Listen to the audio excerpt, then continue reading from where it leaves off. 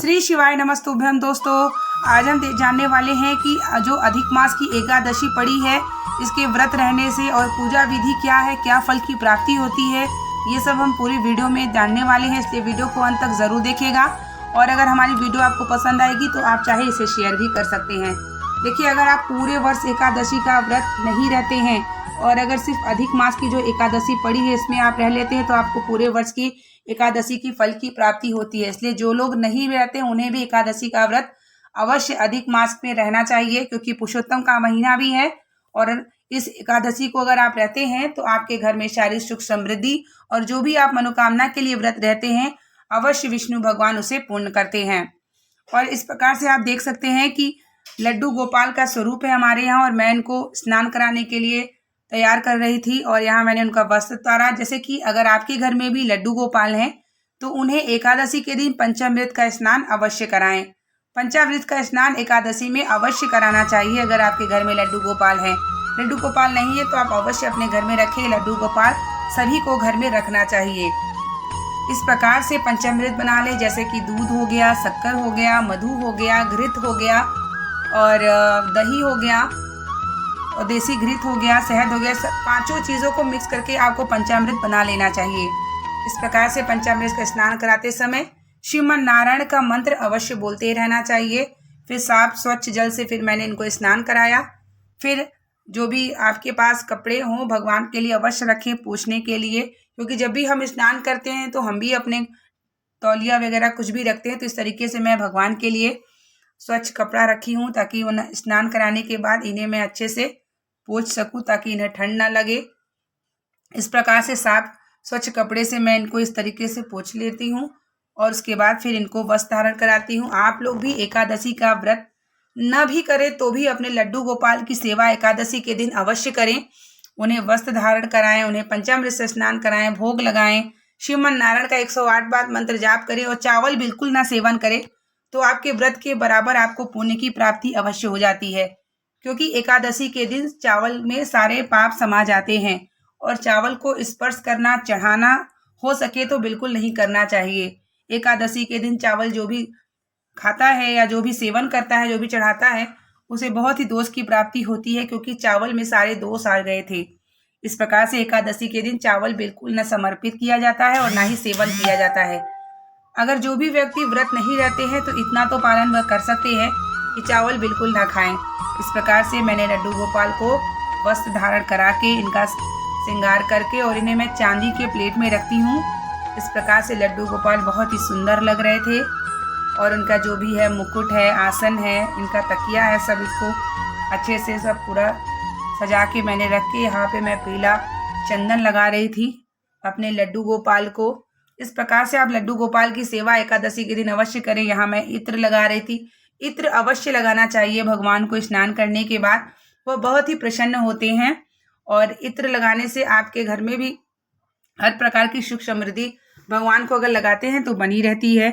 इस प्रकार से मैं पुष्प भगवान को समर्पित कर रही थी। एकादशी के दिन है तो जितना भी हो सके लड्डू गोपाल के लिए आप सेवन अवश्य करें, क्योंकि विष्णु भगवान की पूजन मान्य होता है एकादशी के दिन। यहाँ मैं तुलसी भगवान को समर्पित कर रही थी। यहाँ मैं केला भगवान को भोग लगा रही थी। हो सके तो आप तुलसी अवश्य भोग लगाएं। जैसे कि आप भोग लगाते हैं तो तुलसी अवश्य रखें, क्योंकि बिना तुलसी के भगवान आपका भोग नहीं ग्रहण करते हैं विष्णु भगवान। इस प्रकार से मेरे पास सूखी हुई तुलसी थी तो मैं वही लगा ली। और याद रखिए कि एकादशी के दिन आपको तुलसी बिल्कुल नहीं तोड़ना चाहिए। और यहाँ मेरे पास शालिग्राम है तो मैं इनको भी स्नान कराने जा रही थी। शालिग्राम और लड्डू गोपाल में से आपके पास किसी का स्वरूप अवश्य होना चाहिए ताकि आप एकादशी के दिन उनकी पूजन कर सकें, बृहस्पतिवार के दिन उनकी पूजन कर सकें अगर आप प्रतिदिन नहीं कर पाते हैं तो। और एकादशी का बहुत बड़ा महात्म्य है। जो लोग एकादशी हमेशा व्रत रहते हैं और अगर एकादशी अगर किसी को दान भी दिया जाता है, जैसे कि 5 एकादशी अगर आप किसी का अंतिम समय चल रहा है, आप चाहे तो आप उसे 5 एकादशी दान भी कर सकते हैं और उसे मोक्ष की प्राप्ति होती है। इस प्रकार से ये शालिग्राम को मैंने चंदन टीका लगा करके जनेऊ पे उनको रखती हूँ और यहाँ से मैं लाल रोड़ी अपने लड्डू गोपाल को लगा रही थी। फिर इनकी भी पूजन किया मैंने। इस प्रकार से आपके घर में जो भी लड्डू गोपाल हैं, विष्णु भगवान हैं, एकादशी के दिन अवश्य पूजन करें। चने गुड़ का भी भोग आप लगा सकते हैं। और आपके पास अगर केला है तो विष्णु का स्वरूप होता है केला का वृक्ष, और केले का भोग अवश्य लगाना चाहिए एकादशी के दिन। पंचामृत का स्नान, बस कुछ चीज़ ऐसे होती है एकादशी में अवश्य करना चाहिए, जैसे पंचामृत का स्नान, एकादशी का पे चने गुड़ का भोग या केले का भोग, और श्रीमन नारायण का मंत्र जाप, तुलसी समर्पित, कुछ ऐसी चीज़ें होती हैं कि अवश्य हमें करना चाहिए। लेकिन तुलसी हमें एकादशी के दिन बिल्कुल नहीं तोड़ना चाहिए, एक दिन पहले से आप तोड़ करके रख लें।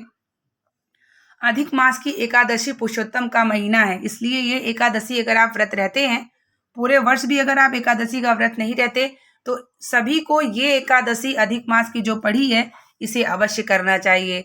अगर आप एक एकादशी आप कर लेते हैं तो आपके पूरे एकादशी की फल की प्राप्ति हो जाएगी। यहाँ मैं विष्णु भगवान लड्डू गोपाल की आरती कर रही थी, पूजन मेरी हो चुकी थी, मंत्र जाप भी हो चुका था। 108 बार मैं श्रीमन नारायण का भी मंत्र जाप करती हूँ। और यहाँ से देखिए पंचामृत स्नान जल है, ये सबको मैं प्रसाद के रूप में अवश्य देती हूँ और आप सभी को भी देना चाहिए। और यहाँ मैं श्रीमन नारायण और आरती का गा रही थी। इस प्रकार से मेरी पूजन समाप्ति की ओर थी। और आप लोग भी जब भी पंचामृत स्नान कराते हैं उसके बाद आप लोग भी वो सभी को प्रसाद अपने घर में अवश्य दीजिए।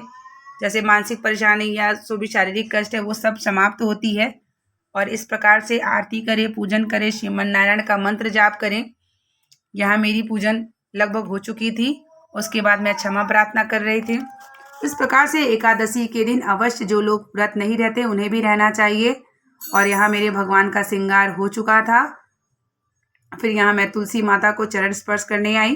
कैसी लगी मेरी वीडियो आप लोग ज़रूर बताइएगा, और अगर आप चाहें तो इसे शेयर भी कर सकते हैं। यहाँ मैंने गुग्गुल लोबान को थोड़ा सा सुलगा करके घर में पूरी महक दिया था।